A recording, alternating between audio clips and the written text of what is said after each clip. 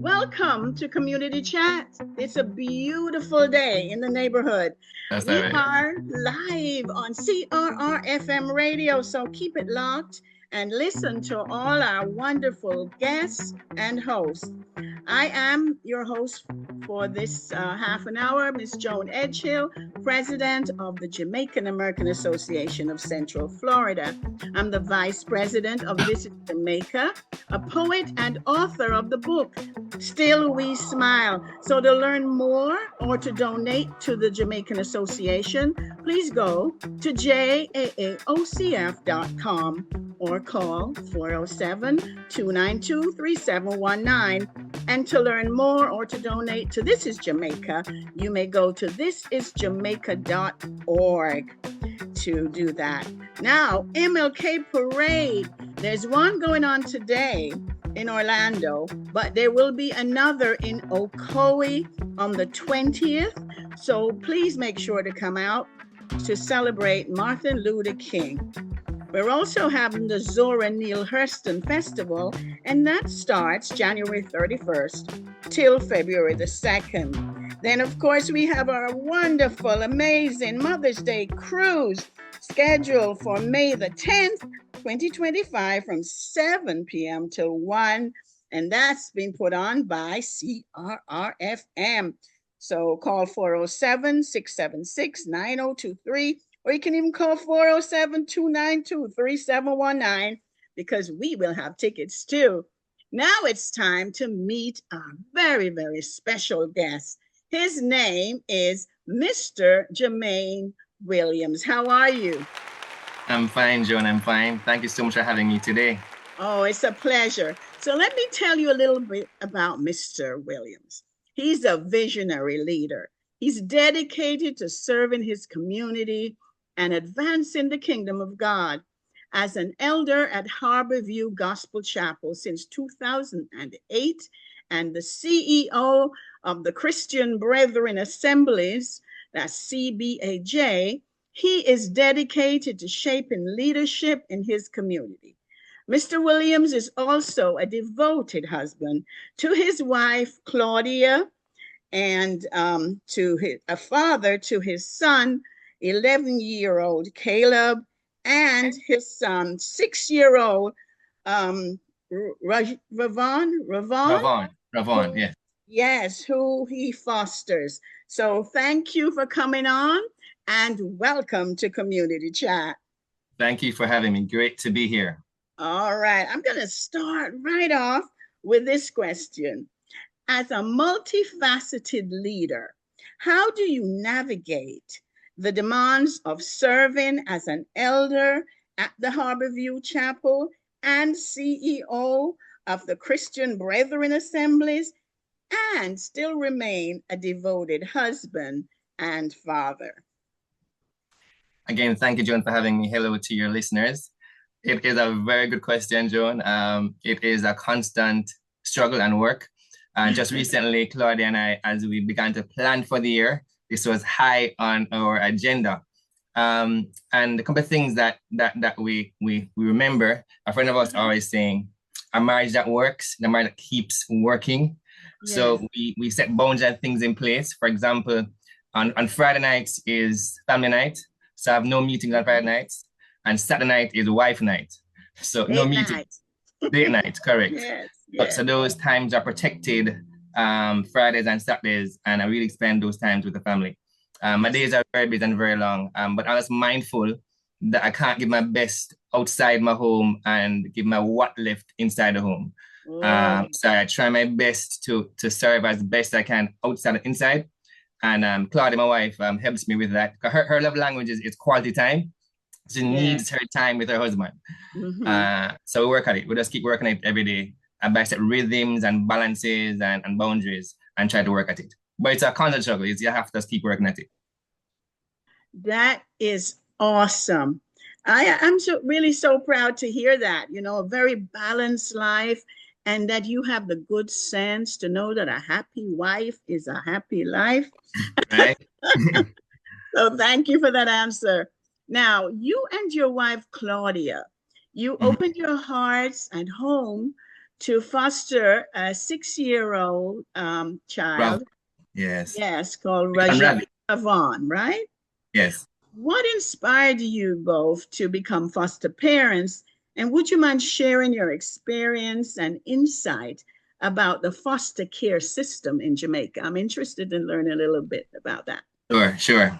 Yeah. All right, let's start with what inspired us. Claude and I were serving in youth ministry for years. I was serving maybe like about 20 years just being youth leaders. And something we realized with young people, you could easily recognize those who are from stable homes from those who it was a distinct difference. So we found that those who weren't from stable homes had some deeper problems. And we both, Claude and I, were from stable homes. So even before we got married, we resolved that we'd try to give somebody the opportunity to grow up in a loving, stable home that makes a significant difference in the life of the child. Yeah. So we had Caleb first, and then we began to pray about where to go.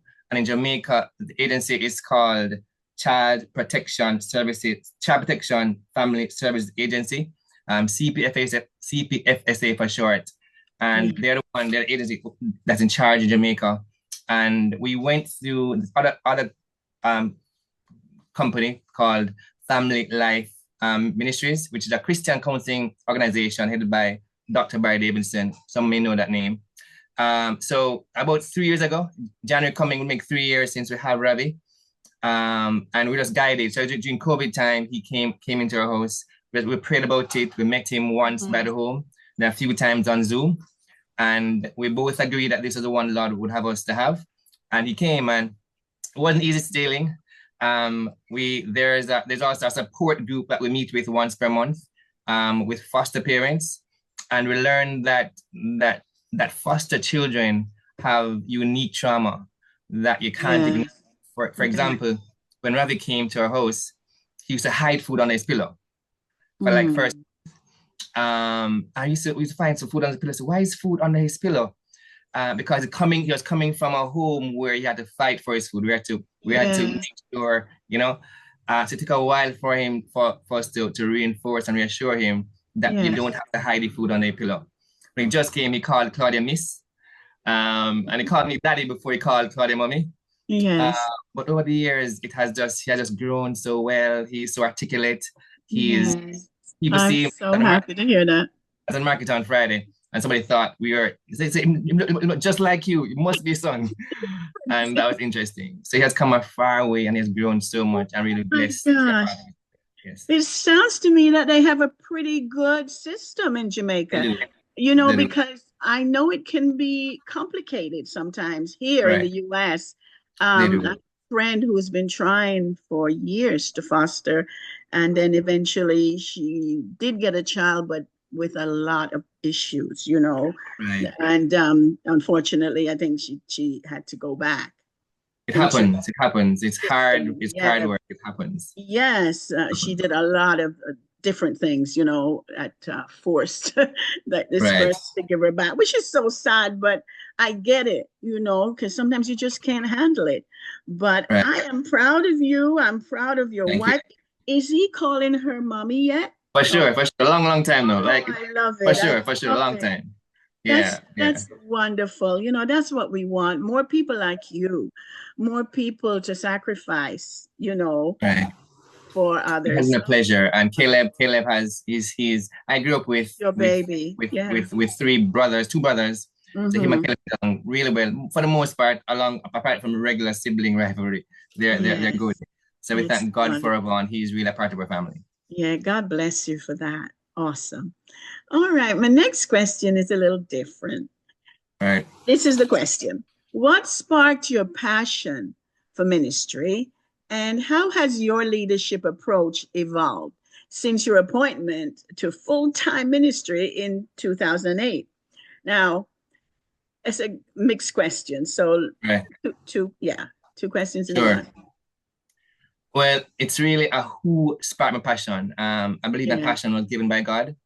God tends to give us a passion according to his calling in our lives. So because he had a calling in my life, he gave me a passion in alignment with that calling. So my passion wasn't self-willed. It was Mm-hmm. given by God because of his call on my life. And I appreciate that, and I thank God for that, that he helped direct my life because of his burdens he has given me. When I just got saved, very, very, very, very early, I knew that I wanted to go in full-time ministry very, very, very early. And I thought before I got married to Claudia, one question I asked her, are you okay with being married to someone who's in full-time? And Yes. she said yes. Her dad was also a full-time minister. Yeah. So I knew very, very early, that's what I wanted to do because of the heart that God gave Yeah. me. So it's really he did it. He gave me that Yeah. passion. Exactly. Right. And how it has changed over the years. Yeah. The older I get, the more I realize the need for me to work on myself, to be the best leader I can be. Yes. The better leader I am is the better I can serve those who I lead. Uh, Yeah. so more and more, I'm just realizing how critical it is for me to grow every day. Spend time in God's word for myself. Spend time praying, just communing with Him, so He can change me in the image of His Son. And the more I become more like Him, the more I can serve His people better. So that has just been my highest priority, to become the best leader, the best husband, best man, best father I can be. And that only Oh, happens as I spend time with God and work on myself, reading books, investing in my development, so I can become the best version of Germaine. wonderful, wonderful. What a wonderful answer. I could not have asked for anything better. You know, it just blesses my heart. You're obviously a Christian. I have Yeah, never for sure. met you personally, but I can tell, you know, because there's more to being a Christian than just being in church. For Like sure. For sure. like my pastor says sometimes, just because you're in a garage doesn't make you a car. So Right? Good. just Good. because we go to church every Sunday does not really make us a Christian. You know, our actions, our willingness to serve God and, you know, to uplift the word of God. And I can tell and see that in you. So thank you for that. Thank you. Wonderful answer. So now, how does your Jamaican heritage, because you know that's a big deal, how Right. does that influence your approach to ministry, leadership, and so on? And what are some of your values that you consider absolutely essential to be a good leader? It's a very, very good question. I never thought the whole heritage before and how it informed my leadership. It's a very Yes. good question. But as I thought about it, I think the primary thing is my appreciation of community. I grew up in a very close-knit family. Yeah. Mother, father was there. And the Jamaican culture on a whole is about Mm. community and spending time with people. Yes. So I appreciate that, just a need for community and spending time with people. It's not always about the next project or the next big thing. It's about people and just Right. spending time with people. So I think that more than anything else, from my Jamaicanness informed who I lead, I prioritize time with people. Yeah. Um, and I have about three core values, but let me share two with you. One is just that before I can lead others, I must lead myself. If I don't learn to lead myself, it will disqualify me from leading others. Yes. So leadership must begin with me leading myself, Mm-hmm. being disciplined, having control of my desires, and not wasting my time, but learn to Yeah. lead myself first if I can lead Yeah. anybody else. And the next Yeah. thing is just about serving people. The leader is really the chief servant. So I see my role as I please God, yes, but I serve people. I try to meet people Yeah. where they are, and I know I've served you when your life is better because I'm in your life. When I've Yeah. added value to your life, when you are stronger, when you are more clear on your purpose, kind of deal. Yeah. It's about leading myself and serving people in community. That's how I think I'll. Awesome. Awesome. I totally agree with that. And the word of God actually says that, you know, that Jesus was a servant leader, you know. So Right. we if we want to, you know, to be the same, then I think that's a good thing that in our community is that we recognize that although we're leaders, it doesn't mean that we just give out orders. For You sure. For sure. we have to be Yeah. willing to serve. Serve. That's Yeah, great. That. I absolutely agree with you. All right, so What strategies have proven most effective in developing leaders and disciples within Harborview Gospel and CBHA? And what are some of the challenges? Because I'm pretty sure there may be some. Oh, yes. Oh, yes. And beyond what I've said before, one thing we have done at church, at Harborview Chapel, is there's a principle that we work on, is that if you expose the right people to the right environment over a period of time, good things will happen. Yes, one more time, to expose the right people to the right environment for a period of time, good things will happen. So where we started, we have a core group of maybe 12 leaders, where over the last few years, we have just trained them and exposed them to training both here in Jamaica and overseas, because we believe they are the right kind of leaders. And if they get better, the church gets better. So just a high, placing a high value on training and development with the right core of leaders has really helped us tremendously. Yes. And we can extend that beyond our local church to CBJ on a whole, just trying to expose leaders to good training, to good development, because we think once you can get a leader leading well, everybody wins. So it just comes on leaders and helping leaders to grow, trying to equip them where they are, and allow them to, and then release them to serve their community where they are, kind of deal. And challenges are a lot. You have this business of life. Like life gets busy with schedules and the ups and downs, and life happens. So just ensuring that you prioritize what really matters, which is really equipping leaders and providing environments for leaders to grow. That is a big one. And sometimes I had my experience that not all leaders recognize they need to grow. Not all leaders recognize their need to get better. So you have to work on the mindsets and work on the heart and the willingness for leaders just to commit to the process. Those kind of challenges that we have had. Right. Are you targeting like younger leaders or? For sure. The balance is important. So like in my local church, we have quite a bit under 25, about quite a bit under 25, but also we have a bit over 40. So the balance is important. But we do still need to keep aiming lower and preparing the next set of leaders. So when we step away, there's no slacking off, because they are ready to go. Yes, and we need those older leaders. Yes, they're the covering. Yeah, to be role models, to be counselors, and so on, that the younger members coming in can talk to and learn from. Very important, yes. While giving the younger people a chance, as well, because they need that opportunity to lead. How are they going to learn if we don't allow them to attempt to lead? So sounds like you have it going on pretty well. It's not perfect, struggles out there, but by God's grace, we're pushing on. Sounds like you're doing, you're making right steps in the right direction. So good job.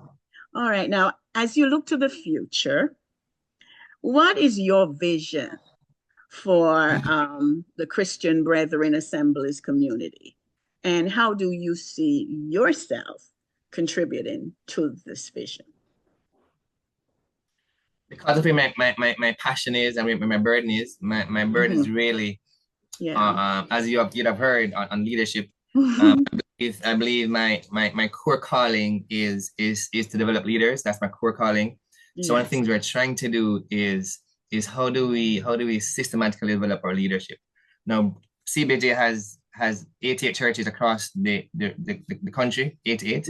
Some are very small, some are not so small, some are in the rural area, some are in Kingston, where I live.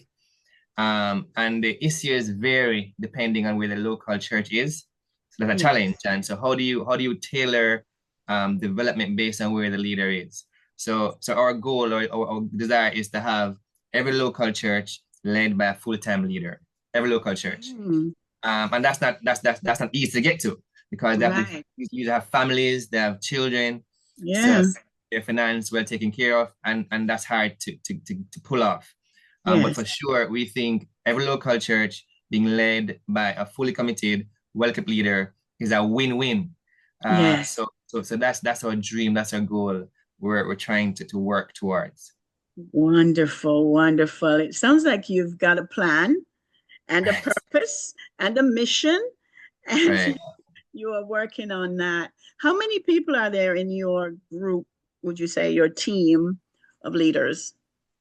Oh, well, we have an office of 5 persons, five Okay. full-time persons. And Uh-huh. so in CBJ is divided into 5 regions across the country. Each Yeah. region has what we call a regional leader, and we sit on a board, a national board. And, Yeah. and on that board, you have other experts like in medicine, in construction, kind of thing. So the church are led by the board. The board that right in the board is about 14 to 15 persons. Yes. So that's where the policies are made. That's where we try to drive the vision and the direction of CBJ. All right. Thank you. Thank you.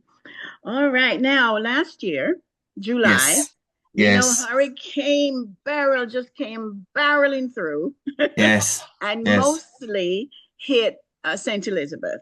Other yeah. places as well, Southern but southern parishes, mostly yes. there. And the Jamaican American Association and other associations too, but I can only speak of us, right?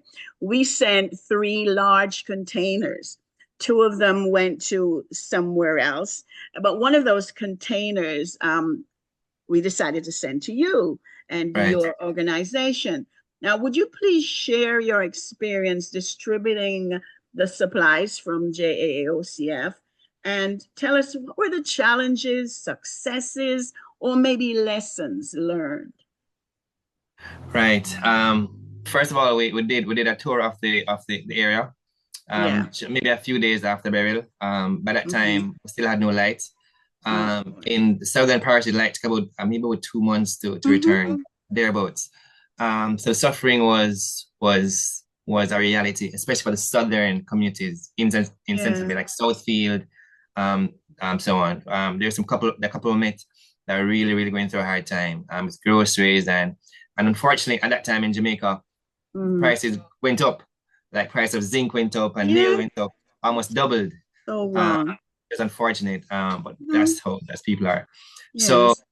the supplies were needed, were invaluable.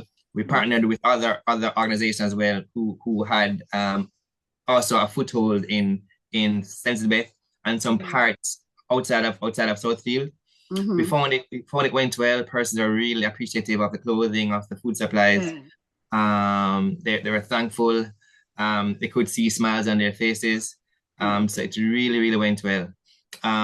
One of the things that I could work on is work on the timeliness of the shipments, which is hard because of sometimes how our system is on yes. the ports.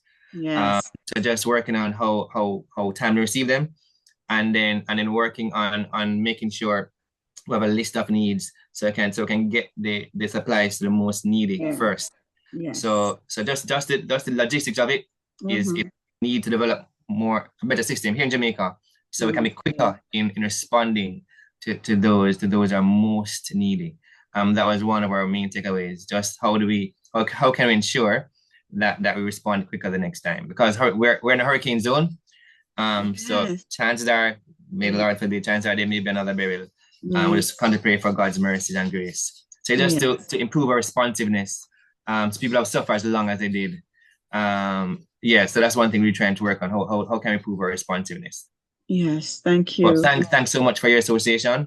Oh, I'm really sure. grateful for all those who gave, for all those who contributed. Mm. Really, really, really thankful, really, really grateful for the work that you did and the work that you continue to do. Yes. Yes. Thank you. Thank you for your part as well. Now, obviously, Jamaica or St. Elizabeth's probably not back to 100%, since the hurricane. So, beyond the initial relief efforts, what do you identify as the most pressing needs for people who were affected by Beryl as they try to navigate the recovery process? And how can we, and when I say we, I'm not talking just about the Jamaican American Association, but the Jamaican diaspora as a whole, ensure sustained support over time? Long question. Right. The last part of the question first. I think you can ensure sustained help by just partnering with the right partners in Jamaica. Mm-hmm. Because it's because the partners in Jamaica would be your bridge to those who are most needy. So Yes. just work on those partnerships, even outside of disaster times. So when Yeah. disaster times come, you can respond quicker. So just continue working on partnerships. But one of the biggest needs I see in St. Elizabeth, which is mostly back on their feet, is just a need for proper building codes. Mm. Not even proper codes, people building according to the codes. Because the Oh, codes are there. yes. Just that is a bit more, is more expensive to build according to the codes. And it's cheaper Yes. to put a roof on your building, but it's Yeah. not hurricane resistant. That's a problem. Yeah. When it toured, you'll find a roof on, then 2 roofs off. A roof on, then 3 roofs off. Because persons are building according to the established building codes with hurricane straps and the like. So just trying to help people, educate people to understand the need to build according to the codes, and how can we help them to build according to the codes, which will take a bit more funding, because it doesn't make sense if there was one church we had that lost their roof, and this I think maybe third time. But we're really trying our best now to make sure everything is tip top with that local church. A very nice building, but Yeah. there's some ways that the building could have been better. So we sent down an engineer who's working with them, designs and drawing and stuff. So once it goes on again, it should be able to sustain hurricane winds. So just a need for the residents to adhere to the building codes, understand the need to adhere to building codes, and where they're falling short, how can we assist, so they can build according to the codes. I hear what you're saying, but shouldn't there be some governing body that oversees that? You can't just leave it up to the individuals. Right. For sure. But what you hear is that governing body is stretched thin, and they're not adequately resourced, and this is true. Wow. Not adequately resourced to follow up every building project. So sometimes building projects fly to the cracks. It shouldn't be, but it's a reality that we face. The bigger projects won't. But if I'm a man building a small house, I know people may not come to bother me. So we do have agencies that should see to that. Yeah. They would argue that they're not adequately resourced to follow up every building project. They don't have enough field officers to make sure that everybody is building according to the code. So that's a problem, that to make sure from the macro level, to ensure that our agencies are properly resourced with engineers and field officers to follow up these building codes. Yes. Now you've told me this, that's a huge problem, actually. It is a huge problem, because it'll just happen again if we don't, because a lot of people lost their roofs, right? Yes. So it's an urgency, and something that maybe the very top government should look into, so. I know they have tried, some conversations started, and then they tried. But a big part of it is the mindset of people as well.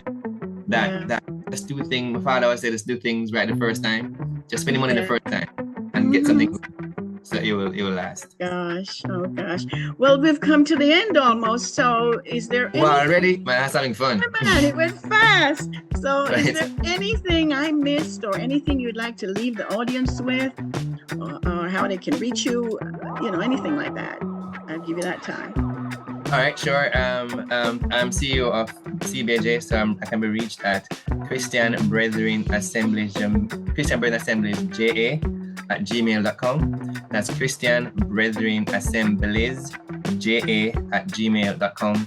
Any information you need on our local church, any way you want to help, feel free to send us an email, and we're more than happy just to listen and to help best we can partner. Just want to encourage any leader who is listening, any father, any pastor, any businessman, I encourage us to just become your best self.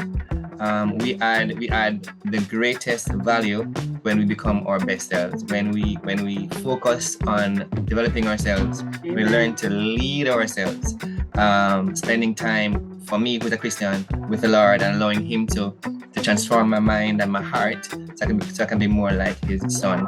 So I encourage leaders to keep leading well, keep serving well, and then watch the Lord work. Thank you so much. So now as we come to the close of this awesome conversation, I must say I'm very impressed by your remarkable dedication to serving others and serving the Lord. So thank you for sharing your insights, your vision, and all of that with us today. And may your story inspire and motivate us all to make a positive impact in our own communities. So God bless you, and God bless Jamaica. Thank you.